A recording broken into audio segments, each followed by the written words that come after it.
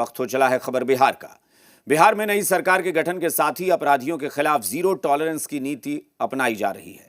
इस वजह से अपराधियों का लगातार एनकाउंटर हो रहा है। आंकड़ों की बात करें तो पुलिस 12 दिनों में तीसरा एनकाउंटर कर चुकी है।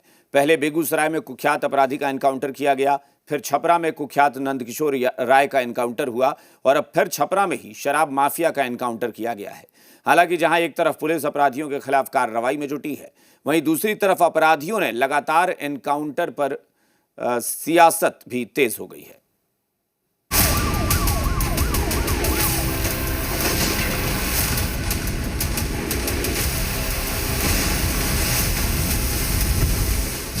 वांटेड के खिलाफ बिहार पुलिस का ऑपरेशन, लगातार हो रहा अपराधियों का एनकाउंटर। बिहार में खटाखट एनकाउंटर हो रहे हैं। पुलिस अपराधियों के खिलाफ फुल एक्शन मोड में है। तू डाल डाल में पात पात के खेल में पुलिस भारी पड़ती दिख रही है। हाल फिलहाल में ही बिहार पुलिस ने अपराधियों के खिलाफ ऑपरेशन चलाते हुए कई एनकाउंटर किए हैं।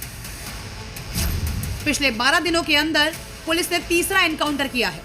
पहले बेगूसराय में हत्या के आरोपी कुख्यात अपराधी का एनकाउंटर हुआ था, फिर छपरा में हत्या के आरोपी कुख्यात नंदकिशोर राय का एनकाउंटर किया गया।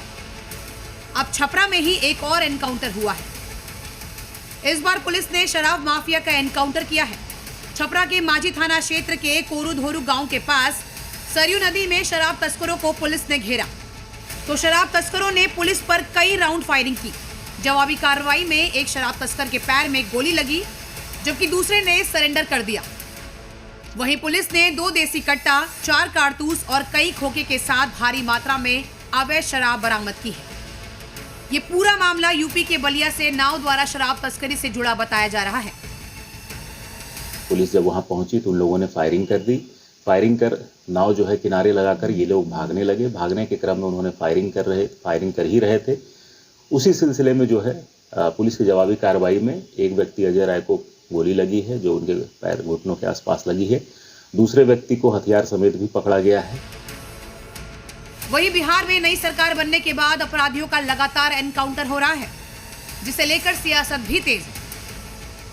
एनकाउंटर नियम के तहत तो यदि होता है, मैं नहीं समझता कि कोई भी देश का कोई भी कानून यह अलाउ करता है कि किसी भी व्यक्ति को आप पुलिस सजा दे दे।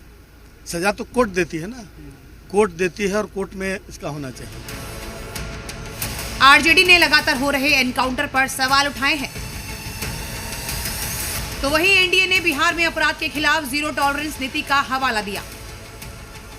अपराध और अपराधी को मुक्त कर ये बिहार का परचम देश ही नहीं दुनिया में लहराएगा। लेकिन आरजेडी कह रही है नियम के तहत नहीं हो रहा। अरे तो नियम जाएगा हाई कोर्ट। एनडीए सरकार जो है की प्राथमिकता बिहार में विधि व्यवस्था बनाए रखना है, और विधि व्यवस्था बनाए रखने में जो लोग बाधक होंगे तो निश्चित रूप से वैसे अपराधी, वैसे तत्वों पर कार्रवाई होगी। आदरणीय नीतीश कुमार जी जीरो टॉलरेंस की नीति रखते हैं, चाहे करप्शन हो, क्राइम हो, कम्युनलिज्म हो, और क्राइम पे कैसे कंट्रोल किया जाए, मुझे लगता है सम्राट चौधरी जी से बढ़कर कोई नहीं कर सकता है। तो सम्राट चौधरी जी के नेतृत्व में जब गृह विभाग आ गया है और वो जब इस तरह के निर्णय ले रहे हैं, तो मुझे लग रहा है जो निर्णय उचित है तो वो निर्णय ले रहे हैं।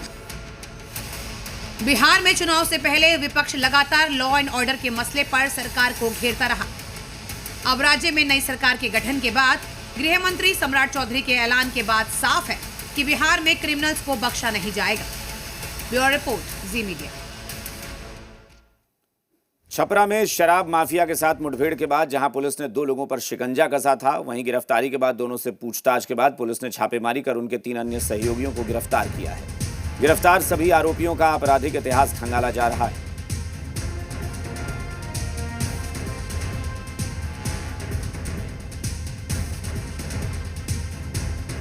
4 जिंदा कारतूस, 5 खोखा, इतने सब की बरामदगी वहां से हुई है।